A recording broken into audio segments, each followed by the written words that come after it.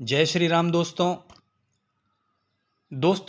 सभी भगत लोगों से निवेदन है कि आज का वीडियो बहुत ही महत्वपूर्ण होने जा रहा है। वीडियो थोड़ा लंबा हो सकता है, उसके लिए मैं क्षमा चाहूँगा, पर टॉपिक ही कुछ ऐसा है दोस्तों, तो कृपया ध्यान से पूरा वीडियो आपको देखना है। दोस्तों, आज मैं आपको ऐसी विशेष सिद्धि बताने वाला हूँ जिससे आप अपने संपूर्ण शरीर और अंतःकरण पर और इस जगत के बहुत गोपनीय रहस्य के बारे में जान सकते हैं। और कैसे यह सिद्धि मिलेगी, इसके लिए मैं आपको एक ऐसा तरीका बताऊंगा जो शायद अभी तक किसी व्यक्ति ने नहीं आपको बताया होगा। दोस्तों, हमारे शरीर में हमारी दोनों भौहों के बीच में एक बिंदु होता है जिसे आज्ञा चक्र यानी तीसरी आंख भी कहते हैं। इसका क्या रहस्य है दोस्तों? जिन साधकों की यह दृष्टि खुल जाती है, जिसे आज्ञा चक्र कहते हैं, तीसरी आंख कहते हैं, यह जिन साधकों की खुल जाती है तो बहुत ही विलक्षण अनुभव उनको होने लगते हैं। दोस्तों, आज्ञा चक्र का खुलना क्यों महत्वपूर्ण है?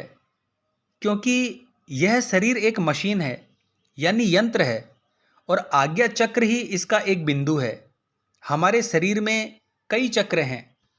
हमारे शरीर में मूलाधार, स्वादिष्ठान, मणिपुर, अनहद, विशुद्ध और विशुद्ध के बाद ही आज्ञा चक्र होता है और इसके बाद सहस्त्रार चक्र। तो यह 7 चक्र हमारे शरीर के अंदर होते हैं, लेकिन आज्ञा चक्र सबसे ज़्यादा महत्व रखता है। दोस्तों, आज्ञा चक्र खुलने से आप जैसा सोचेंगे वैसा आपके जीवन में घटित होने लग जाएगा। इतनी शक्ति इसमें होती है क्योंकि यह जिस भाग को जैसी आज्ञा देता है वह शरीर का भाग वैसे ही कार्य करने लग जाता है। दोस्तों, इसको जागृत किया जा सकता है। बहुत ही सरल साधना मैं आपको बताऊंगा, उसे आपको जरूर करना है।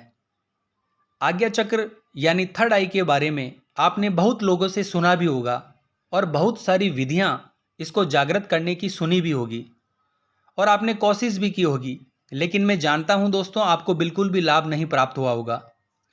शायद ही कुछ ऐसे साधक हैं जिनको लाभ मिला हो। लेकिन दोस्तों, आज मैं जो विधि आपको बताऊंगा, यकीन मानिए उससे आपको लाभ होना ही होना है। दोस्तों, आज्ञा चक्र जब किसी व्यक्ति का खुल जाता है तो सबसे पहले उसमें विवेक जागृत होता है, यानी अहंकार विहीन अवस्था व्यक्ति की आ जाती है।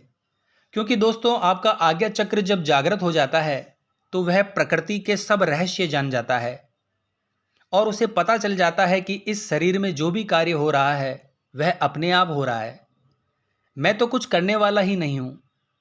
यानी एक दृष्टा भाव, एक साक्षी भाव व्यक्ति में जागृत हो जाता है और धीरे धीरे फिर साधक का अहंकार भी नष्ट हो जाता है। जब उसे लगता है कि मेरे करने से तो कुछ हो ही नहीं रहा है, तो अहंकार कहाँ से रहेगा? और सब दोषों का मूल अहंकार ही होता है। दोस्तों, आज्ञा चक्र जागृत होने पर व्यक्ति भूत, भविष्य और वर्तमान को आसानी से देख सकता है। व्यक्ति चाहे तो किसी और का भी भविष्य देख सकता है। यानी आज्ञा चक्र जिसका पूर्ण रूप से जागृत हो जाता है वह कई लोगों का एक साथ भविष्य बता सकता है, यानी वह त्रिकालदर्शी हो जाता है। पर दोस्तों, यह धीरे धीरे होता है, यह एकदम से नहीं होता। इसका महत्व इसीलिए होता है दोस्तों, क्योंकि हमारे शरीर में जो दो नाड़ियां होती है, ईड़ा और पिंगला, इसमें एक गर्म नाड़ी होती है और एक ठंडी नाड़ी होती है। इन्हें पुरुष और स्त्री नाड़ी भी कहते हैं। और उनके बीच में एक नाड़ी होती है जिसे सुषुम्ना नाड़ी कहते हैं, जो भगवत प्राप्ति की नाड़ी है, जो सिद्धि की नाड़ी है। इन तीनों नाड़ियों का इसी आज्ञा चक्र पर मिलन होता है, यानी यहीं पर संगम होता है। इसीलिए आज्ञा चक्र जब जागृत होता है तो व्यक्ति त्रिकालदर्शी हो जाता है। इन तीनों नाड़ियों के आज्ञा चक्र पर मिलने से व्यक्ति पूरे ब्रह्मांड के रहस्यों को जानने लगता है। कौन सी घटना कब होगी, कहाँ होगी, उस व्यक्ति को पता चल जाता है। तो दोस्तों, जब आप साधना करते हैं तो यह आज्ञा चक्र जागृत होने लगता है। आज्ञा चक्र के जागृत होने पर व्यक्ति की आंखों में एक विशेष तेज, एक विशेष सम्मोहन पैदा हो जाता है।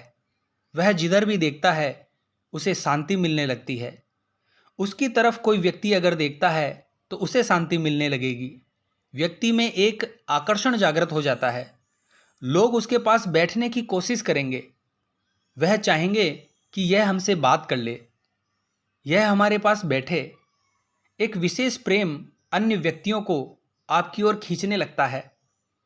इस प्रकार की शक्ति आज्ञा चक्र के जागृत होने पर व्यक्ति के अंदर पैदा होने लगती है। तो जिस दिन आप अपनी आज्ञा चक्र को संपूर्ण रूप से जागृत कर लेते हैं, यानी उसके मालिक बन जाते हैं, तो जो भी आज्ञा आप इसे देंगे वैसे ही आपके शरीर में वह कार्य होने लगेगा। आपका मन, बुद्धि और चित्त सब शांत हो जाते हैं। एक अखंड आनंद की अनुभूति व्यक्ति को होने लगती है। जब व्यक्ति आज्ञा चक्र पर स्थित होकर साधना में और आगे बढ़ता है तो उसे सब कुछ दिखाई देने लगता है। जगत में क्या हो रहा है, क्या नहीं हो रहा है, वह सबके मन की बात जान सकता है। उसे भूत भविष्य की सभी घटनाएं मालूम होने लगती है और व्यक्ति बहुत प्रसन्नचित्त रहता है। वह किसी से बताता भी नहीं है और अंदर ही अंदर वह मस्त रहता है।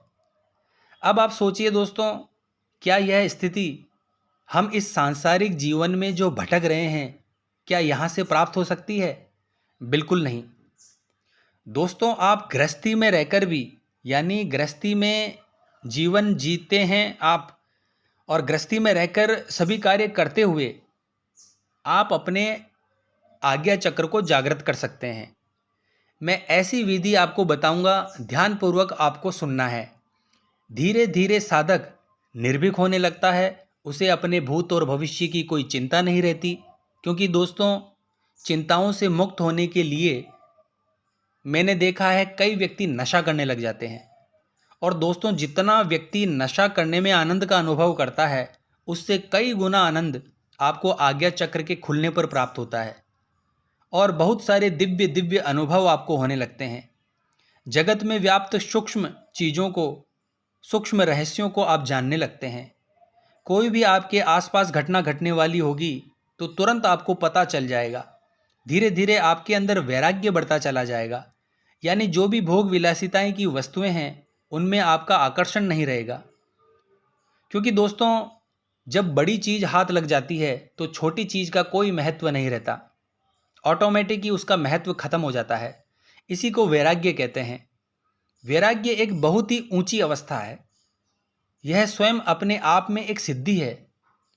हम वैराग्य को डर के रूप में लेते हैं कि हमसे सब कुछ छूट जाएगा, वैराग्य हो जाएगा।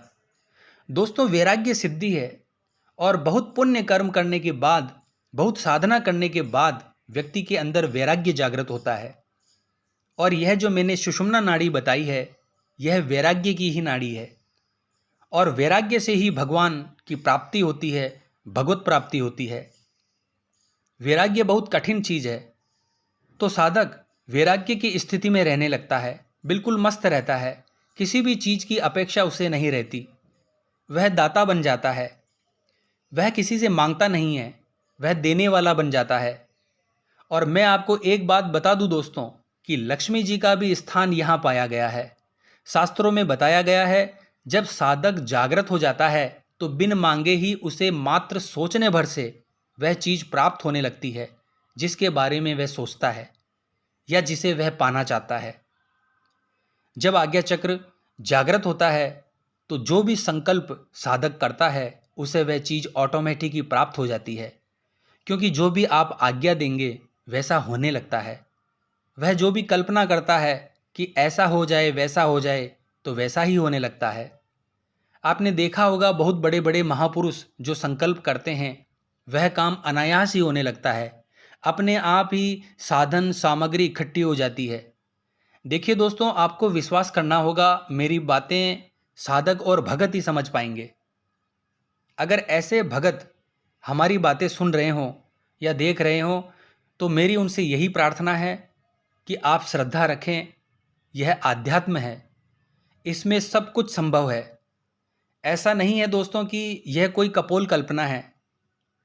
तो अब मैं आपको बताता हूं दोस्तों कि आज्ञा चक्र को जागृत कैसे करना है। देखिए दोस्तों, आज्ञा चक्र जागृत होता है सिर्फ जप से, क्योंकि जप एक ऐसी शक्ति है जो हमारी चेतना को, जो हमारी कुंडलिनी शक्ति को ऊपर उठाती है। जब आप अधिक जप करते हैं तो आपकी कुंडलिनी शक्ति ऊपर उठने लग जाती है। दोस्तों, इसमें आपको थोड़ा अभ्यास करने की ज़रूरत है। आपको आराम से आसन पर बैठ जाना है और जो भी आप जप कर रहे हैं, जो भी आपके इष्ट देव हो, उनका जो आप जप कर रहे हैं, उस जप के जो अक्षर हैं उनको आपको लिखना है। यानी आज्ञा चक्र पर दोनों आँखों की भौहों के बीच में जो बिंदु है, वहाँ पर आपको मानसिक रूप से आप जिस भी नाम का जाप कर रहे हैं उसे लिखना है और साथ में जप भी करना है और मानसिक रूप से उसे अपनी थर्ड आई पर लिखना भी है और देखना भी है और कानों से सुनना भी है।